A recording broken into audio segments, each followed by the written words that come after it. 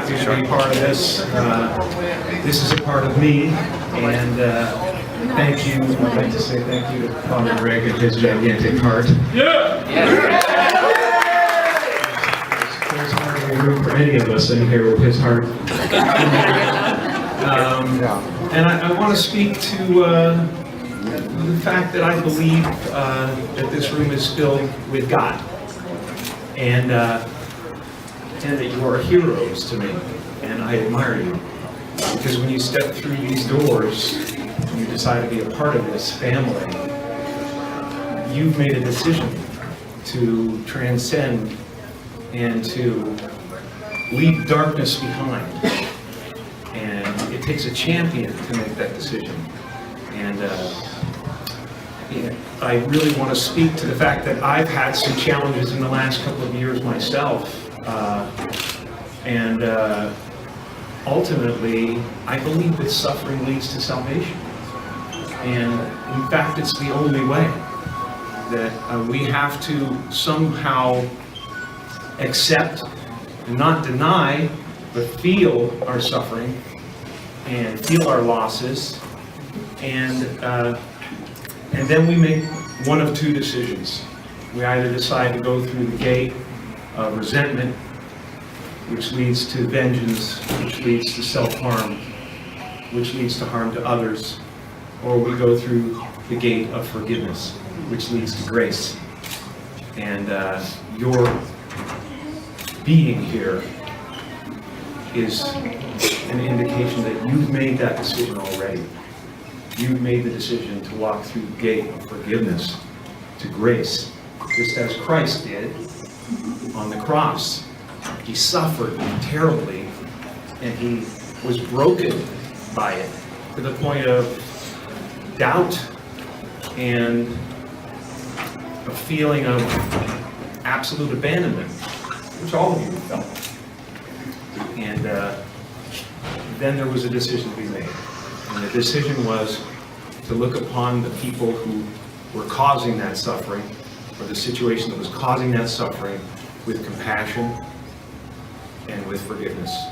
And that's what opens the gates of heaven for all of us. So I wish that for all of you. I wish that for myself. I know that, no matter what I've suffered, most of you have suffered worse than that.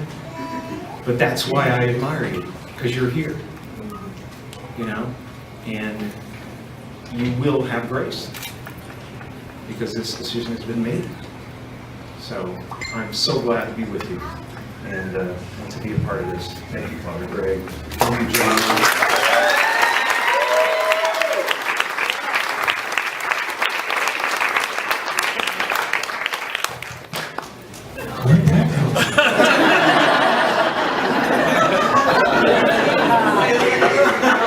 You guys are good for me, man. And I want to say something about the program that we're introducing here. I know that it's kind of an odd thing to consider. It shouldn't be, but it's a very strange concept to most people, and especially to people that have suffered trauma and have trust issues or whatever. To trust that they can close their eyes for a moment or a couple of moments during the day and let go of the show that's going on in their heads. We are so trapped, all of us, especially those who have suffered terrible trauma, to think of that as a real thing. And there is a difference between real danger and imagined danger, and it's hard to turn that off.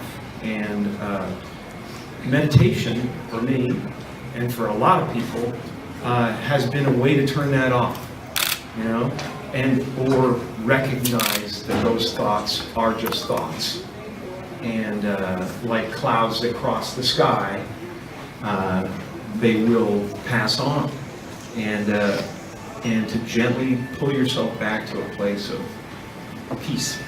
And just to stop the spiral of thought, man. We get up in the morning and we open our eyes and the show begins, and it's a thriller for some people, and you can't help but get caught up in it. And it's important a couple of times during the day to stop and go, wait, this is just as real as those thoughts.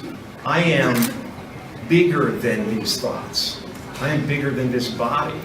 You know, they talk about omnipresence in church, and nobody really thinks about what that means. What it means is every cell of your body is God.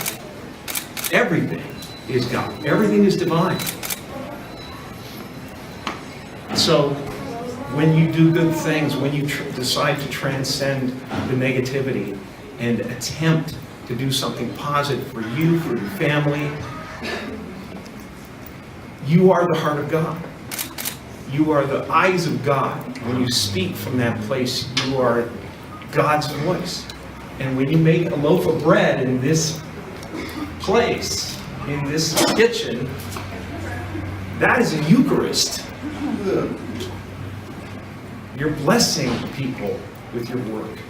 You're serving the world with your work, with your effort. That is a Eucharist. That is the body of Christ. You know? And I thank you for everything you're doing. You're amazing. You're champions. I admire you.